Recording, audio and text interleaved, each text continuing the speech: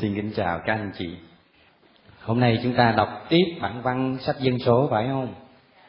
Chương trình hôm nay chúng ta sẽ đọc ít là 3 đoạn. Tôi ôn lại cái đoạn lần trước hình như mình đã đọc. Đó là chương 9, đoạn về đám mây trên lều hội ngộ. Hôm nay chúng ta sẽ đọc tiếp những đoạn khác, đó là chương 13 và 14 và cái đoạn nói về con rắn đồng. Đó là 3 cái đoạn mà tương đối nổi tiếng của sách Dân số. Chúng ta đã đọc đoạn Dân số chương 9 rồi. Bây giờ tôi ôn lại một chút về cái ý nghĩa của cái đoạn sách đó, và cũng là ý tưởng chủ đạo của sách Dân số. Như chúng ta đã biết, sách Dân số trình bày cái bối cảnh lịch sử của nó là dân Do Thái hình thành nên qua tiến trình được giải thoát khỏi Ai Cập, rồi đi qua hoang địa trong khoảng 40 năm để đi về đất hứa. Thì giai đoạn từ giao ước Sinai cho tới trước khi bước vào đất hứa, đó là giai đoạn thời gian mà sách Dân số nói đến. Không gian là đi từ Sinai, tức là tam giác của cái bán đảo Sinai ở giữa Biển Đỏ và cái vịnh sâu đó của Ba Tư, để đi lên hướng phía bắc qua sa mạc Paran, Cade, rồi đến phía nam của biển chết. Ở đó nó có cái đồng bằng Moab. Dân Do Thái ở đó sinh nhiều chuyện trước khi bước vào. Bây giờ cái cuộc hành trình này nó có lắm điều và nó có ý nghĩa gì? Rồi ý nghĩa gì cho ta hôm nay? Thì qua những cái đoạn văn mà ta sẽ đọc, sách đọc đây, thì chúng ta sẽ từ từ khám phá ra những cái điều mà dân Do Thái đã sống, và nay dân giao ước mới vẫn tiếp tục sống, ôn cố để truy tân. Cho nên học Cựu Ước như kinh nghiệm các anh chị đã đọc bấy lâu nay đó, chúng ta học được nhiều điều lắm cho cái niềm tin lữ thứ của chúng ta hôm nay. Thế cho nên cho dẫu đọc có thấy chán, cứ đọc để mình có một cái nhìn tổng quan, ít ra trong đời mình một lần đọc Thánh Kinh từ đầu đến cuối. Bây giờ chúng ta nhìn lại chương 9. Thế thì chương 9 chúng ta đọc rồi, ở đó nói lên cái gì? Có 2 điểm quan trọng ở trong cái đoạn chương 9 này. Cái đối tượng nói tới đó là cột mây. Nhưng mà ý nghĩa của cột mây là cái gì? Nói nôm na, cột mây là Chúa, là cái biểu tượng hữu hình của Thiên Chúa Giê-hô-va hiện diện với dân. Như lần trước chúng ta đã biết rồi, cái sự hiện diện này nó không phải là một sự hiện diện tĩnh tại, kiểu như Chúa hiện diện ở trong nhà tạm, Chúa bị nhốt ở trong nhà tạm. Thế nhưng mà đó là một sự hiện diện rất là sinh động. Vì sao? Vì chính Chúa cũng ở giữa dân, đi lại với dân, lữ hành với dân. Và hơn thế nữa, không phải là đồng hành với dân mà thôi, mà còn là hướng dẫn dân. Vì có 2 cái điểm mà chúng ta đọc ra ở trong cái chương 9 này một cách đặc biệt. Chúng ta thấy 2 cái điểm đó, đó là cái thời gian mà mây nó đậu lại ở một nơi nào đó để toàn dân nhìn mà biết ý Chúa muốn phải cắm trại, và cái thời gian nhổ trại, tức là ý của Chúa muốn là dân phải lên đường tiếp tục đi. Cái thời gian đó dân không biết trước, cho nên nó không xác định trước được một cái chương trình nào hết. Có nghĩa rằng là dân được Chúa phọt mê, tức là hình thành nên dần dần trong hành trình lịch sử. Thế nhưng mà cái hành trình lịch sử này không lập trình được, không lập trình cuộc sống được. Khi mà có một cái tổ chức càng lớn, anh chị em biết rồi, người ta cần phải tổ chức, người ta cần phải dự phóng, phải lên một kế hoạch. Ít ra là có những phác thảo càng chi tiết, càng dự phóng chi tiết càng tốt. Vì người ta sợ hãi trước một tương lai mà không định hình được một cái gì, đúng không? Thế nhưng mà ở đây cái bài học về đức tin nó cho chúng ta thấy rằng chúng ta không thể nào lập trình trước được. Nghĩa là về mặt con người ta vẫn phải nghĩ trước, dự án, lên kế hoạch. Nhưng mà khi ta sống, ta phải biết phó thác. Cái thành ngữ mà cứ lệnh Chúa mà dân thi hành, chúng ta thấy lặp đi lặp lại rất nhiều ở trong sách Dân Số, phải không? Cho nên cái bài học đức tin mà chúng ta nhận ra, thứ nhất, do cái thời gian của cái cột mây nó không cho ta biết trước được một thời gian nhất định nào. Khi thì rất dài, khi thì vài ngày, khi thì chỉ có một chập chiều và sáng.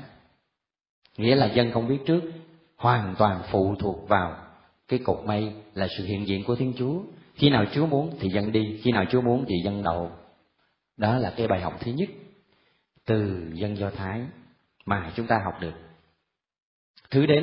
Điều thứ hai, cho chúng ta thấy được điều gì từ cái Dân Số chương 9 này? Trong niềm vâng phục Chúa, dân lúc nào cũng quan tâm đến cái dấu chỉ hữu hình để xem Chúa hướng dẫn mình như thế nào. Đức Chúa buộc họ giữ như thế nào thì họ tuân giữ như thế đó. Nghĩa là dân nhất nhất theo thánh ý Chúa, mỗi một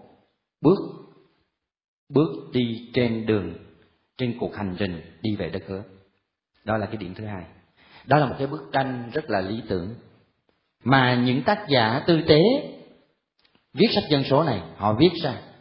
Họ kể lại chuyện quá khứ cho cái dân hiện tại đang nghe. Dân hiện tại của những tác giả viết ra cuốn sách này là ai? Ở thời kỳ nào? Thời Lưu Đày. Họ kể về cái chuyện khoảng thế kỷ thứ 12 trước công nguyên, tức là khoảng 1250 đến 1200, là khoảng thời gian xuất Ai Cập và đi vào đất hứa. Nhưng mà họ kể lại chuyện quá khứ cho cái người đang nghe là những người đang lưu đày. Có nghĩa là khoảng từ năm 587 đến năm 538. Có nghĩa rằng là khoảng hơn 600 năm sau. Họ cũng ôn cố truy tân. Họ phát thảo ra một cái hình ảnh lý tưởng này cho dân hiện tại, tức là dân đang lưu đày, để làm chi?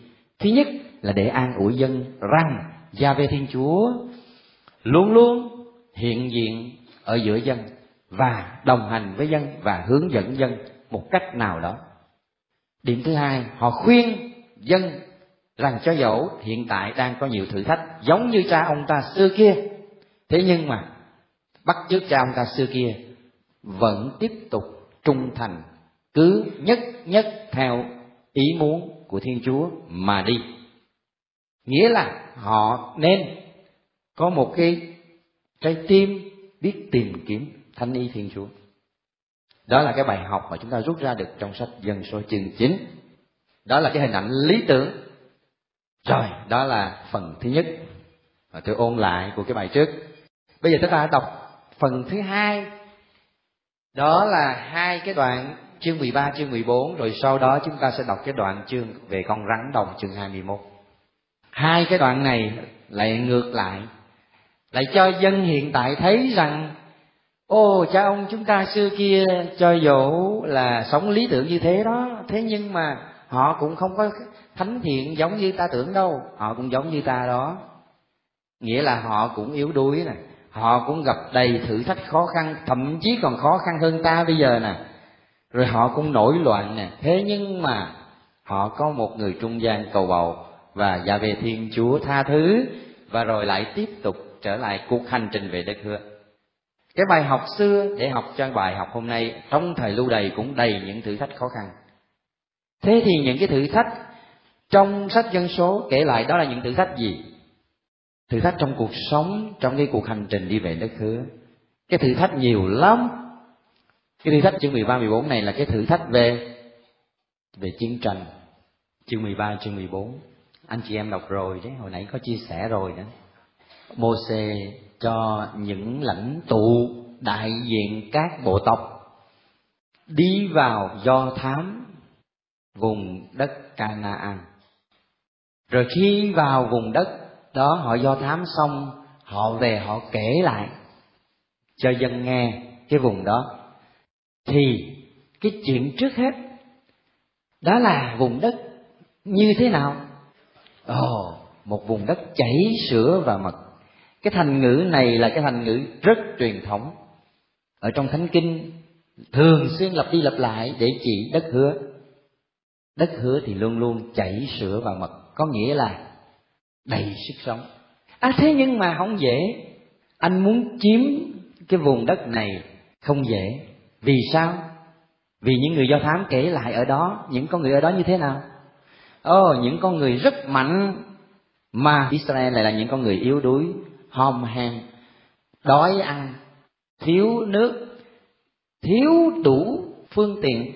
Làm sao chống chọi nổi cái dân khổng lồ này trong vùng đất được nuôi bằng sữa và mật chảy tràn trề? Và cái thái độ của cái người Do Thái khi nghe tả như vậy thì sao? Rất sợ, và họ thoái chí. Không những thế, những người khổng lồ này còn được bao quanh bằng những thành lũy kiên cố nữa. Thế cho nên làm sao đánh lại, chiếm lại? Mặc dầu họ tin đây là vùng đất hứa, là đất mà Giê-hô đã hứa với tổ phụ Abraham. Và nay qua dòng dõi Abraham, một lãnh tụ là Mô-sê đang dẫn dân thực hiện cái chương trình này. Thế nhưng mà họ vẫn sợ, nghĩa là họ không có tin tưởng.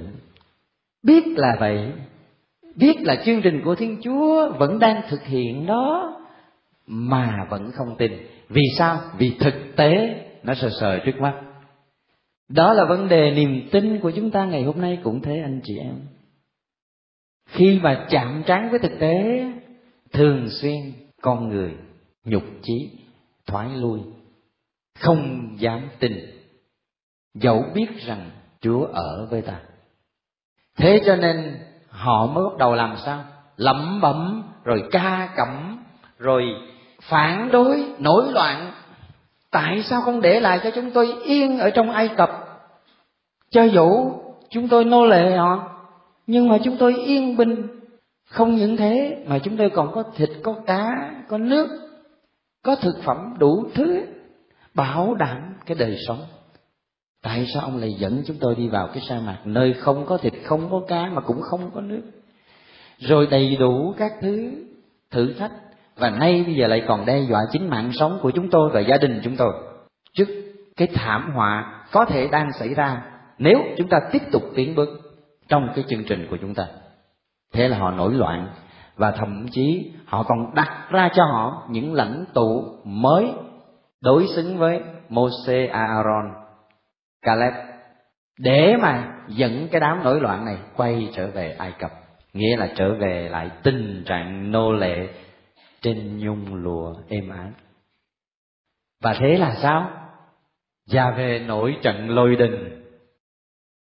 Giê-hô nổi trận lôi đình thì sinh ra nhiều tai họa. Và thế là Mô-sê, Aaron và những người phụ tá đó, họ thấy cái điều đó, họ sắp mình xuống. Đó là cái hành động thống hối ăn năn thay cho đám dân, để cầu xin Giê-hô hãy chậm giận, hãy tha thứ. Rồi Giê-hô Thiên Chúa chấp nhận tha thứ cho dân. Đó là cái điệp khúc lặp đi lặp lại hoài trong lịch sử của cuộc hành trình 40 năm sa mạc. Và sau cái cuộc hành trình này, những điệp khúc này vẫn tiếp tục lặp lại trong lịch sử Israel, khi đã định cư, rồi khi đã phân chia hai vương quốc Bắc Nam, và ngay cả cho tới ngày hôm nay, dân Thiên Chúa vẫn tiếp tục hát cái điệp khúc đó. Có không anh chị em?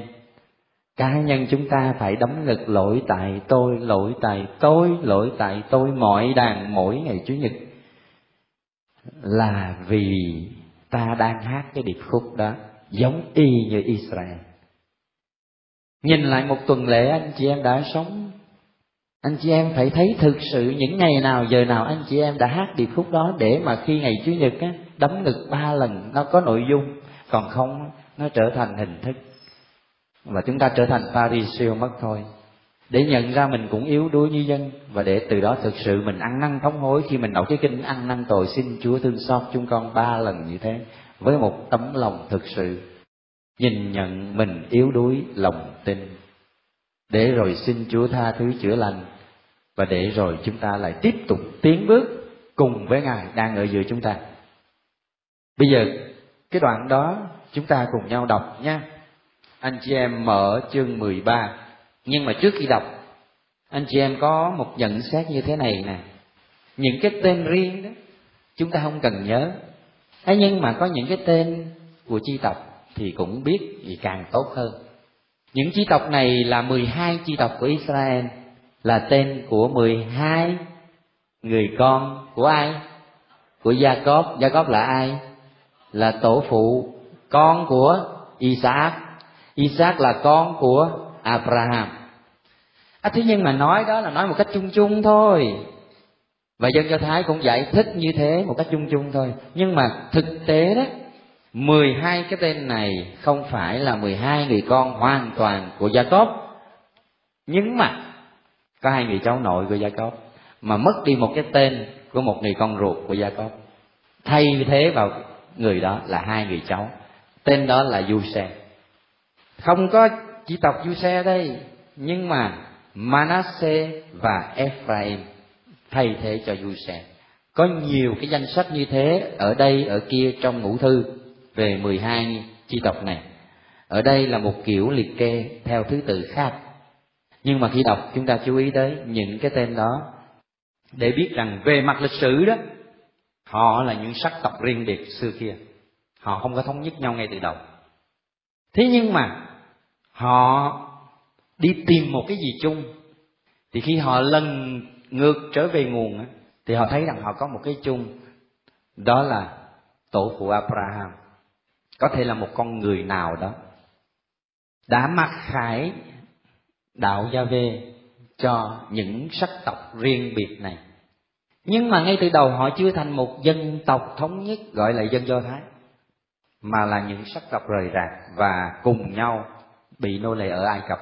Nhưng mà dưới sự lãnh đạo chung của Mô-sê, các sắc tộc này được ra khỏi Ai Cập, và trên đường tiến về đất hứa thì đồng thời 12 cái sắc tộc này thống nhất lại dưới một người lãnh đạo chung là Mô-sê, và từ đó hình thành dần dần nên vương quốc Do Thái.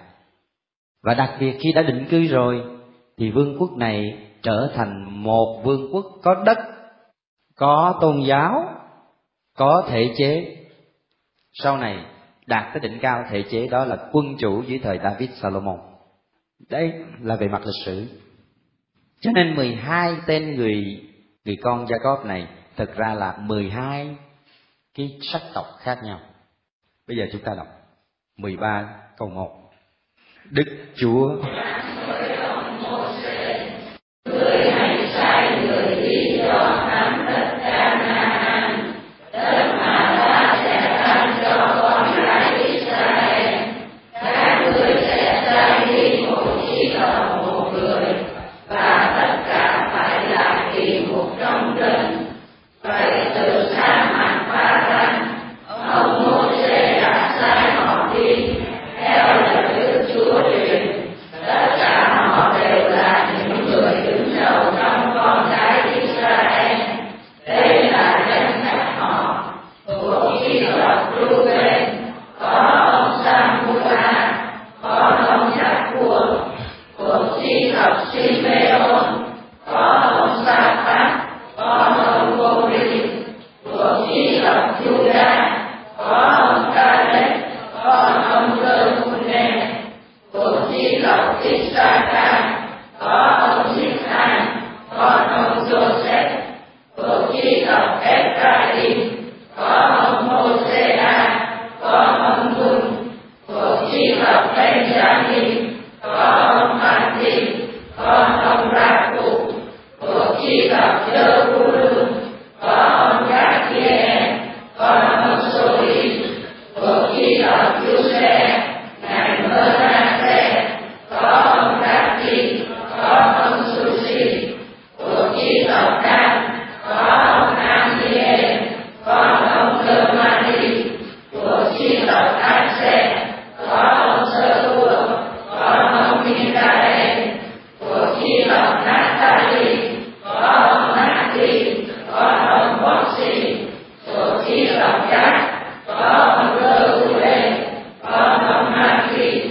Đó là tên những người ông Mô-sê sai đi do thám đất. Rồi ông Mô-sê đặt tên cho Hosea, con ông Nun là Giô-sê. Dừng lại đó. Xin cảm ơn. Anh chị em nhớ có vài cái nhận xét như thế này. Thứ nhất, trong 12 chi tộc này khi đã định cư về sau đó, thì phân ra họ định cư ở mỗi chi tộc ở một vùng đất. Thì ở vùng phía Nam có chi tộc Benjamin và chi tộc Judah. Ở miền Trung á, thì có nhà Giuse tức là Manasseh và Ephraim. Rồi các chi tộc khác rải rác ở phía Bắc và một vài chi tộc ở bên kia sông Jordan. Riêng chi tộc Dan thì có 2 nơi, một cái phía Bắc, một cái ở phía miền Gaza. Nói như thế để anh chị em nhớ, mà sau này khi đọc tới giai đoạn lịch sử mà sau thời David, vương quốc bị chia đôi đó, nghĩa là David, Salomon rồi tới Roboam. Sau Roboam là vương quốc Do Thái tan rã mà bị phân đôi, một nhóm ở phía Nam do nhà Judah và Benjamin, và 10 chi tộc kia phía Bắc bỏ họ kéo về phía Bắc để họ lập nên vương quốc của họ. Vương quốc phía Nam gọi là vương quốc Judah, thủ đô Jerusalem. Vương quốc phía Bắc gọi là vương quốc Israel, thủ đô là Samari. Thì khi mà phân như vậy, anh chị em nhớ ở phía Nam vương quốc Judah gồm có chi tộc Judah, Benjamin, còn lại 10 chi tộc kia ở phía Bắc. Đó là nhận xét thứ nhất. Nhận xét thứ hai, anh chị em nhớ sau Mô-sê là lãnh tụ dân là đến ông Giô-suê. Ông Giô-suê thuộc chi tộc nào? Ephraim. Nhưng mà tên của ông không phải Giô-suê, Hosea, đúng không? Hosea nghĩa là sự cứu độ hay là ơn cứu độ. Khi đổi tên thành Giô-suê đó, nghĩa là Đức Chúa cứu độ hay là Gia-vê cứu độ. Hosea khi được Mô-sê chọn nối nghiệp mình đổi tên, điều đó đánh dấu rằng từ nay Giô-suê đổi đời, được Thiên Chúa chọn. Nó trở thành một cái truyền thống trong dân giao ước, và sau này cả trong dân giao ước mới là chúng ta. Mỗi một khi một ai đó được chọn cho một sứ vụ mới, thường là chọn một cái tên mới. Ví dụ Ratzinger kể từ ngày 19 tháng 4 2005 đổi cái tên lại thành Benedicto 16, nghĩa là từ nay Ngài có một vai trò, một sứ mạng mới để lãnh đạo dân. Trong những cộng đoàn nhỏ khác của dân giáo ước cũng vậy. Thường là mỗi khi có một biến cố, một lãnh tụ được chọn làm một chuyện gì thì họ mang một tên mới. Nhưng mà về sau này chuyện nó ít xảy ra, chỉ trừ ra những lãnh tụ cấp cao thôi. Rồi chúng ta tiếp tục xem cái phần sau. Phần sau đó là phần ông Mô-sê sai những người Do Thái đi do thám đất Ca-nan, mà tên của những người đại diện thuộc các chi tộc ở trên đó đã được liệt kê rồi. Họ đi vào trong miền đất đó, họ khám phá ra nhiều điều như tôi đã nói khi nãy. Bây giờ chúng ta đọc. Ông Mô-sê sai họ đi do thám đất Ca-nan. Ông bảo họ: anh em hãy qua miền Nê-gép mà lên miền núi. Anh em sẽ xem đất, xem nó thế nào, dân ở đó mạnh hay yếu, ít hay nhiều, đất họ ở tốt hay xấu, thành thị của họ là lều trại hay đồ lụy, đất đai màu mỡ hay cằn cỗi, có cây cối hay không. Anh em hãy can đảm và lấy qua cái gì đó đem về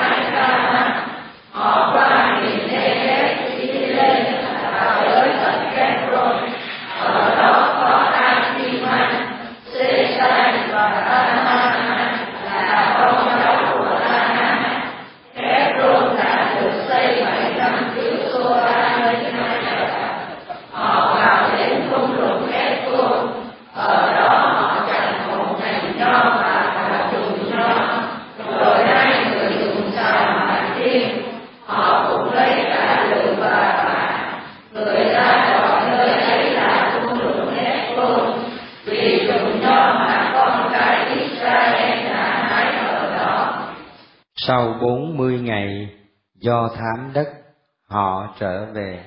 Họ đến gặp ông Mô-sê, ông A-a-rôn và toàn thể cộng đồng con cái Israel tại Ca-lê trong sa mạc Pha-ranh. Họ báo cáo với hai ông và toàn thể cộng đồng con cái Israel và cho những người đó xem hoa trái miền ấy.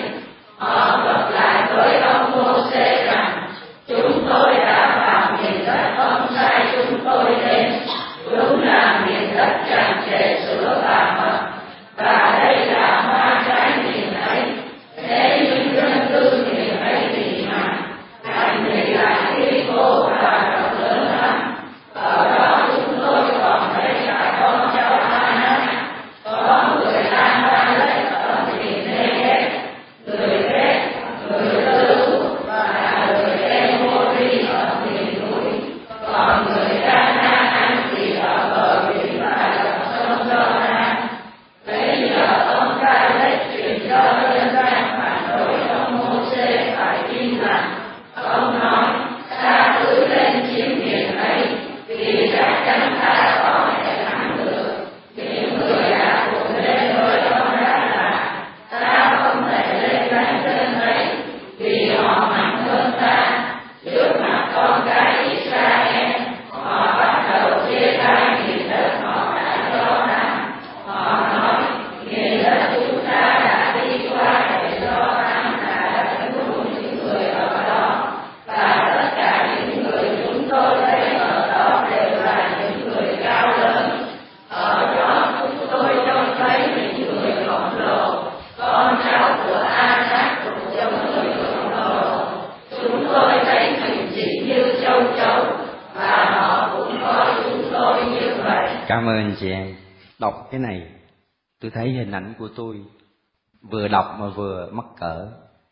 Vì đọc cái của người mà thấy hình ảnh mình, khi mà chạm với thực tế rồi thì mới bắt đầu sợ, bắt đầu rút lui từ những suy nghĩ nhỏ nhất trong lòng. Rồi khi từ từ nó chín dần và nó trở thành ra những cái phản ứng mạnh mẽ ra bên ngoài. Những phản ứng mạnh mẽ đó lại là dấu hiệu của một cái lòng nhát đạo. Bên ngoài hình thức của một cái người rất là cứng cỏi, một phản ứng rất là cứng cỏi, nhưng nó che giấu một cái cõi lòng hèn nhát, nhút nhát. Vì sao? Vì mình không tin. Đây là cái phản ứng mà chúng ta vừa mới thấy đó, ở nơi người dân Do Thái đứng trước một thử thách thực tế lớn hơn họ rất nhiều, nhưng mà đằng khác họ có lời hứa của Chúa ở đằng sau. Vậy mà họ vẫn không dám mạnh dạn bước tới và họ phản đối. Nhiều chuyện nghĩ lại trong đời tôi cũng thấy mình giống y như vậy, cho nên nói với anh chị em đọc họ mà thấy mình. Rồi đôi khi lại nổi loạn. Cái nổi loạn đó chẳng qua là để làm cho mình được yên tâm hơn cái chọn lựa thiếu đức tin của mình. Thế nhưng mà Thiên Chúa thì cao cờ hơn ta rất nhiều.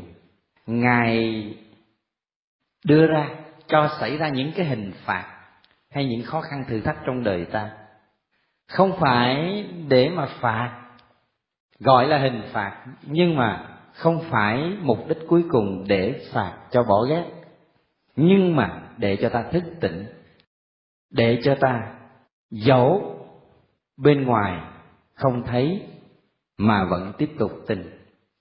Đó là cái cuộc hành trình đức tin. Cuộc hành trình sa mạc là cuộc hành trình đức tin, và đó cũng là cuộc hành trình của ta hôm nay thôi. Cái thực tế của những người Do Thái, họ thấy mình như châu chấu trước mặt những người khổng lồ. Họ thì đói khát hom hem đứng trước những con người được nuôi bằng sữa và mật. Họ là những kẻ di dân, còn những người kia thì định cư trong những thành lũy kiên cố. Thực tế như vậy, ai mà dám bảo mình dám đánh thắng người ta? Về lý trí con người, chắc chắn là cái phản ứng này là rất nhân bản. Đúng không anh chị em? Đừng vội vã kết án ngay người Do Thái, vì ta ở trong trường hợp đó ta cũng vậy. Cái phản ứng đó rất nhân bản. Thế nhưng mà nếu mà ta quay lại để nhìn lại, để ý thức rằng ta có một lời hứa của Chúa, rằng ta xác tín Chúa muốn ta tiếp tục đi tới, dẫu nhiều khó khăn mà vẫn tin ta vẫn bước tới. Đó là hành động của người đôi khi tuyệt vọng, thế nhưng mà vẫn cậy trông. Đó là cái hành động tin của tổ phụ Abraham. Abraham cho dẫu biết là Chúa hứa với mình là tổ phụ của một dân đông như sao trên trời cát dưới biển, thế nhưng mà có một đứa con duy nhất để nối dõi tông đường là Isaac, mà theo lệnh Gia-vê lại phải hiến tế Isaac. Biết vậy, về lý trí con người không thể chấp nhận được hiến tế đứa con này. Chưa nói đến chuyện tình phụ tử phản đối cái chuyện này. Nhưng mà về mặt lý trí nhân loại đó, ta không thể dung hòa được hai cái điều này. Một là lời hứa nối dõi, hai là thực tế ta chỉ có một đứa con duy nhất để nối dõi mà phải hiến tế. Mà Abraham vẫn thi hành theo lời Gia-vê Thiên Chúa. Thì các tác giả phân tích cái đoạn văn ấy nói rằng Abraham khi đưa con lên núi để hiến tế thì ông tuyệt vọng. Nhưng mà cái tuyệt vọng ấy ẩn sâu ở bên trong vẫn còn một lòng cậy trông vào Thiên Chúa Gia-vê tuyệt đối. Và chính vì thế mà cuối cùng Abraham đã toại lòng Thiên Chúa và được Ngài thực hiện lời hứa nhãn tiền ngay trong cuộc đời ông, và vẫn tiếp tục làm điều đó qua các thế hệ cho tới hôm nay, cho tới Đức Giêsu và cho tới chúng ta. Hôm nay 6 tỷ mà đã hơn 1 tỷ, ít ra là hơn 1 tỷ trong số đó. Nếu tính luôn những anh em Kitô giáo khác là được gần 2 tỷ, đó là con cái Abraham. Nếu chúng ta tính luôn cả Do Thái giáo và những người tin vào Thiên Chúa mà không tin vào Đức Giêsu thì còn hơn nữa. Lời hứa ấy đang được tiếp tục thực hiện. Thế nhưng mà mỗi một cá nhân ở trong cái cộng đồng này vẫn cộng tác cùng với Thiên Chúa để thực hiện lời hứa. Vì không hẳn đã chọn một lần là xong, mà tiếp tục chọn lại mỗi ngày. Có lúc ta giống như người Do Thái nổi loạn, có lúc ta thụt lùi vì yếu tin đứng trước thực tế, không thể chấp nhận được với một cái lý trí bình thường của con người. Làm sao thực hiện được đây lời Chúa hứa? Thế nhưng mà ta vẫn tiếp tục tiến bước. Đó là bài học của đức tin. Bây giờ chúng ta đọc tiếp đoạn 21 nói về con rắn đồng. Nhưng mà trước khi đó chúng ta đọc một cái đoạn nhỏ ở chương 20 đi, vì nó cũng nổi tiếng này. Đó là mạch nước Meriba. Nếu anh chị em đọc kinh phụng vụ, ở đâu có cái chữ mạch nước Meriba? Như mạch nước Meriba, Masa trong sa mạc, nơi các ngươi đã thử thách ta. Chúa nói như vậy, nhắc lại cái biến cố này đây. Tại sao vậy? Tại vì dân đi trong sa mạc, thiếu thịt, Chúa cho chim cút, thiếu bánh, Chúa cho manna. Nhưng mà dân phải theo lệnh Chúa, chỉ lượm vừa đủ ăn thôi. Ngày thứ 6 thì được phép lượm cho ngày thứ 7, vì thứ 7 là ngày sa bát không được làm việc. Ai mà bất tuân thì ăn đòn. Bây giờ lại gặp cái thử thách về nước. Đi sa mạc thì chắc chắn là thiếu nước là chuyện dĩ nhiên dễ hiểu. Chúng ta sẽ đọc cái đoạn này. Thì toàn thể cộng đồng con cái Israel đến sa mạc Sin, lúc đó họ thiếu nước và họ ta thán với dân. Rồi lại quay trở lại cái điệp khúc: tại sao không để chúng tôi ở trong Ai Cập, ở đó chúng tôi có đủ mọi thứ, mà lại dẫn chúng tôi vào đây để chúng tôi chết khát. Bây giờ chúng ta cùng đọc một chút nhé, từ câu 1 cho đến câu số 11. Toàn thể cộng đồng con cái Israel đến sa mạc Sin vào tháng Giêng, và dân ở lại Ca-đê, và Miriam đã qua đời và được chôn cất tại đây. Cộng đồng không có nước, họ bèn tụ tập phản đối ông Mô-sê và ông A-rôn. Dân gây chuyện với ông Mô-sê, họ nói: phải khi lúc anh em chúng tôi đã ở trước mặt Đức Chúa thì chúng tôi cũng đã thờ luôn nhau rồi. Hai ông đưa đại hội của Đức Chúa vào sa mạc này để làm gì? Có phải để chúng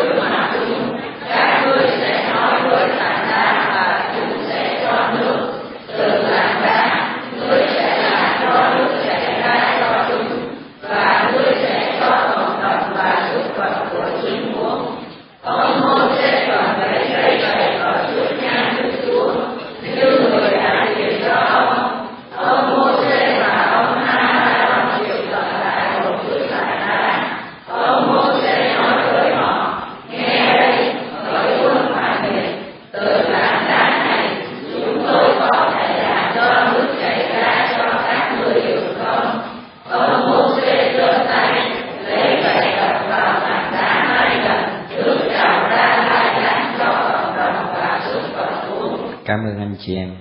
Ông Mô-sê giơ gậy đập 2 lần. Ở đây người ta tác giả không chú giải, nhưng mà ở nơi khác á, cho chúng ta thấy rõ hơn. Vì cái hành động đập vào tảng đá 2 lần mà Mô-sê bị phạt. Mô-sê bị phạt làm sao? Không được vào đất hứa, mà người nối nghiệp ông là Giô-suê mới là người được vào đất hứa. Mà không phải một mình Mô-sê, mà cả cái đám thế hệ cũ lần lượt chết dọc đường trong sa mạc. Chỉ có cái thế hệ mới á, lớn lên á, trong 40 năm trường á, thế hệ đó mới được vào đất hứa. Thì theo tác giả nhìn á, những kẻ nổi loạn, Thiên Chúa cho hình phạt giống như Mô-sê.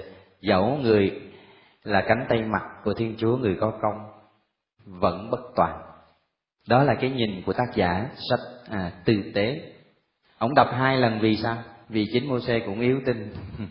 Mấy ông linh mục giảng á, ngay cả giáo mục giảng cũng vậy, giảng cho người ta đức tin mà đôi khi cũng yếu tin, rồi cũng có ngày bị Chúa, giống như Mô-sê vậy.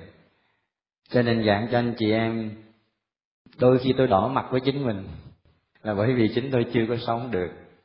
Giảng về niềm tin lại càng khó hơn, bởi vì thực sự 100 người hết 101 người là không tin theo nghĩa tuyệt đối đó. Không dễ gì sống cái đức tin của Abraham đâu, nhưng mà đó là lý tưởng của chúng ta phải vươn tới.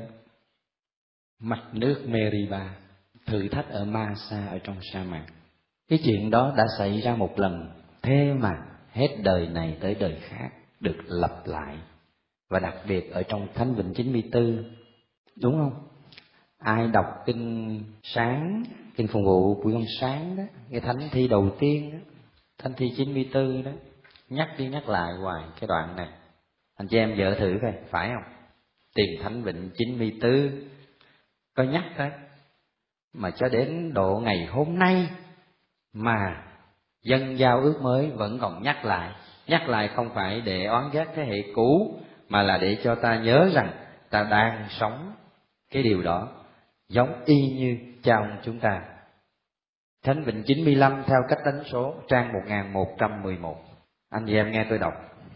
Hãy đến đây ta reo hò mừng Chúa, tung hô người là núi đá độ trì ta. Vào trước thánh nhang dâng lời cảm tạ, cùng tung hô theo điệu hát cung đàn. Bởi Đức Chúa là Chúa trời cao cả, là đại vương trỗi vượt chư thần, nắm trong tay bao vực sâu lòng đất, giữ chủ quyền muôn ngọn núi vút cao. Đại dương Chúa đã tạo thành là của Chúa, lục địa do tay người nhào nắng cũng thuộc về người. Hãy vào đây ta cúi mình phủ phục, vì trước tôn nhan Chúa là đấng dựng nên ta. Bởi chính người là Thiên Chúa ta thờ, còn ta là dân người lãnh đạo, là đoàn chiên tay người dẫn dắt. Ngày hôm nay ước gì anh em nghe tiếng Chúa, người phán các ngươi chớ cứng lòng, như tại Meriva, như ngày ở Masa trong sa mạc, nơi tổ phụ các ngươi đã từng thách thức và dám thử thách ta, dù đã thấy những việc ta làm. Suốt 40 năm dòng giống này làm ta chán ngán. Ta đã nói đây là dân tâm hồn lầm lạc, chúng nào biết đến đường lối của ta, nên ta mới thịnh nộ thề rằng chúng sẽ không được vào chốn yên nghỉ của ta. Ai đọc kinh phụng vụ thì mỗi buổi sáng đọc cái Thánh Vịnh 94 này như là để Thánh Vịnh nhập đề trước khi đọc vào thánh thi. Để làm chi?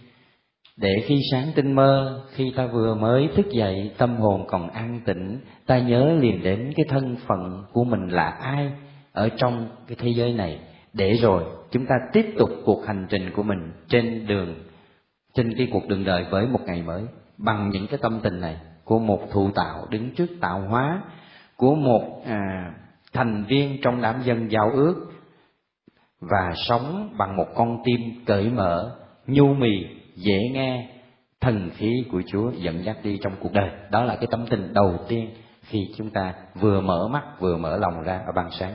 Rất là tuyệt vời để cho chúng ta thánh hóa một ngày sống. Thánh Vịnh này nhắc lại cái biến cố Meriba chúng ta vừa mới đọc. Và bởi vì nó là một câu chuyện rất hiện sinh cho chúng ta hôm nay, bởi vì chúng ta cũng tiếp tục thử thách Chúa trong cuộc đời, vẫn tiếp tục cứng lòng tin. Bây giờ đoạn cuối cùng là chương 21, con rắn đồng. Chuyện xảy ra ở núi Ho, ở trên con đường đi vòng qua lãnh thổ Edom đó. Trong cái cuộc hành trình đó, dân Israel mất kiên nhẫn, rồi Chúa mới phạt, bởi vì họ ta thán đủ thứ, thiếu bánh, thiếu thịt, thiếu nước, rồi họ lẩm bẩm suốt ngày. Chính vì thế mà Chúa cho xảy ra một cái hiện tượng, đó là có những con rắn độc nó xuất hiện để cắn. Thì khi cắn, ai bị cắn thì họ dẫn đến Mô-sê, xin Mô-sê cầu bầu cùng Chúa, vì họ nhận ra rằng vì họ tội lỗi mà Chúa cho rắn cắn. Mô-sê được Chúa phán là hãy dựng lên con rắn đồng treo ở trên cái cột, để ai nhìn lên con rắn đó mà tín thì được chữa lành khỏi cái vết rắn cắn. Cái câu chuyện này để nhằm giải thích là sự kiện ở trong cái đền thờ Jerusalem có biểu tượng cái con rắn đồng, nhưng mà mất tiêu rồi. Sau cái cuộc chiến tranh với, nhất là vào thời thế kỷ thứ 7, thứ 6 đó, thời Ezekiel đó, thì cái biểu tượng đó tiêu đâu mất rồi. Nhưng mà câu chuyện này để giải thích cho cái sự kiện đó, tại sao trong đền thờ có con rắn đồng. Chúng ta cùng đọc từ câu 4 cho tới câu 9. Từ núi Ho, họ lên đường theo đường biển sậy, còn qua lãnh thổ Edom. Trong cuộc hành trình qua sa mạc, dân Israel mất kiên nhẫn, họ kêu ca Thiên Chúa và ông Mô-sê rằng: tại sao lại đưa chúng tôi ra khỏi đất Ai Cập để chúng tôi chết trong sa mạc, một nơi chẳng có ánh nắng, chẳng có nước uống. Chúng tôi đã đang chết với đồ ăn vô vị này. Bây giờ được Chúa cho hành động đến nạn dân, chúng đang họp, khiến nhiều người Israel phải chết. Cho nên nói với ông Mô-sê: chúng tôi đã phạm tội vì đã kêu ca Đức Chúa và kêu ca cho ông. Xin ông cầm đầu Đức Chúa để được xua đuổi nạn ta chúng tôi. Ông Mô-sê cầm đầu cho dân. Đức Chúa liền nói với ông: ngươi hãy làm một con rắn và treo lên một cây cột. Tất cả những ai bị rắn cắn mà nhìn lên con rắn đó sẽ được sống. Ông Mô-sê bèn làm một con rắn bằng đồng và treo lên một cây cột, và để ai bị rắn cắn mà nhìn lên con rắn đó thì được sống. Cảm ơn anh chị em. Cái đoạn này trong phụng vụ thánh lễ đọc ở cái ngày lễ nào anh chị em còn nhớ không? Lễ suy tôn thánh giá. Tại sao vậy? Tại sao lại đưa cái bài đọc này vào lễ suy tôn thánh giá? Vì đó là cái biểu tượng cho Chúa Giêsu trên thập giá, để ai nhìn lên Ngài mà tin thì được ơn cứu độ. Thưa anh chị em, chúng ta sống như thế nào những cái đoạn chúng ta vừa mới đọc? Cái điệp khúc mà tôi nói ngay từ đầu, chúng ta đã đọc qua 3 cái đoạn vừa rồi. Nó lặp đi lặp lại. Gặp thử thách, khó khăn trên cuộc hành trình cuộc đời, dân nản chí, không tin, thậm chí nổi loạn. Khi nổi loạn, Giê-hô-va Thiên Chúa cho xảy ra những hình phạt, gọi là hình phạt nhưng thực ra để cảnh tỉnh dân, không phải hình phạt để mà phạt dân bất trị cho bỏ ghét. Để dân tỉnh thức, khi dân tỉnh thức, dân chạy đến trung gian của Chúa cầu cứu, thì trung gian của Chúa cầu xin khẩn nài, nghĩa là cái hành động thứ 3. Khẩn cầu, cầu thay nguyện giúp. Khi Giê-hô-va nghe lời khẩn cầu thì Ngài tha thứ. Rồi một thời gian sau lại xảy ra cái chuyện ấy trở lại, nghĩa là 4 cái hành động này trong điệp khúc. Thứ nhất là kêu than, ta thán, nổi loạn. Thứ hai là trừng phạt. Thứ 3 là kêu cầu. Thứ 4 là tha thứ. Cái điệp khúc này như tôi đã nói, chúng ta vẫn đang sống, vì cái hiện sinh nó là thế. Ta là con cháu không phải của Adam, Eva mà thôi, mà còn là con cháu của những người Do Thái. Họ là anh cả, chị cả của ta đấy. Như Đức Gioan Phaolô II vẫn nói, kêu họ là anh cả. Vì giao ước của ta nó xuất phát từ giao ước của họ. Chỉ có điều họ không tin vào Đức Giêsu thôi, là đấng Messiah. Chúng ta sống cái điều đó ngày hôm nay, nếu chúng ta chịu dừng lại, dừng chân lại để mà nhìn, thì thấy hình ảnh của chúng ta trong những câu chuyện chúng ta vừa đọc. Nó thể hiện ra Có khi không phải chỉ ở trong cộng đồng dân Chúa, những người đã được rửa tội, mà cả những anh chị em khác. Cho dẫu họ không tin Chúa, nhưng họ vẫn cũng như ta đang đi cái cuộc hành trình đức tin này. Hai vợ chồng kia họ yêu nhau thấm thiết, nhưng khi họ lấy nhau rồi, ở miền Tây, chồng đi lên trên thành phố lập nghiệp, làm việc một thời gian, định 1-2 năm sẽ đưa người vợ lên theo. Nhất là khi con đã lớn, đùng một cái ảnh nghe tin chị vợ của mình phải cấp cứu đi bệnh viện, bị hôn mê. Anh tức tốc bỏ công việc trở về, vào bệnh viện tỉnh thấy chị nằm mê man. Được tin bất ngờ chị mang thai ngoài tử cung. Anh hoang mang và sững sờ vì đã 8-9 tháng nay không về nhà. Tức tốc anh giao cho mẹ vợ lo công chuyện, anh trở về thành phố tiếp tục công việc. Khi chị tỉnh dậy sau cơn mê, chị rất buồn vì không thấy chồng mình có nó. Khi hỏi ra thì anh có đến, nhưng mà biết sự thể rằng mình có thai ngoài tử cung, anh đã bỏ đi. Chị giận tím mặt. Thế nhưng mà sự thật sau đó lại được minh oan, là vì bác sĩ chẩn sai lầm. Chị bị chứng bệnh gì đó, xuất huyết nang hoàng, chứ không phải có thai ngoài tử cung. Thế nhưng mà anh chồng vẫn biết vậy mà vẫn không trở về, vì anh nói rằng trong trường hợp đó tôi có quyền phản ứng như vậy. Còn chị ngược lại, chị giận anh là bởi vì biết như vậy mà ảnh bỏ đi, trong khi chị thập tử nhất sinh. Một người bạn đời như thế thì còn xứng đáng là bạn đời không? Và thế là 3 năm sau họ chia tay. Cho dẫu bây giờ mỗi người vẫn ở một mình, khi sự kiện xảy ra rồi, người ta mới thấy được cái lòng trung thành, cái sự chung thủy, cái tình yêu của mình nó được lộ ra nguyên hình. Bình thường ta không thấy. Niềm tin của ta nó cũng thế đó anh chị em. Đây là một câu chuyện của niềm tin. Khi thử thách nó đến, cái gì chúng ta sống thường xuyên ở trong tâm hồn, ở đáy lòng ta, bấy giờ nó mới thể hiện ra ngoài. Dân Do Thái cũng vậy, khi gặp thử thách nó mới bộc lộ ra cái niềm tin của họ. Thế cho nên thưa anh chị em, thử thách nó là một cái gì cần thiết phải có mặt trong cuộc đời. Không có nó, đức tin của ta không lộ ra, chưa đủ. Đức tin của ta không được trui rèn, mà chính khi có nó thì ta mới thực sự sống đức tin của mình. Lúc đó mới thực sự cái tự do của ta nó đảm nhận lấy một cái gì đó, bước thêm một bước quyết định để làm rạng rỡ hơn cái khuôn mặt, cái dung mạo của Thiên Chúa.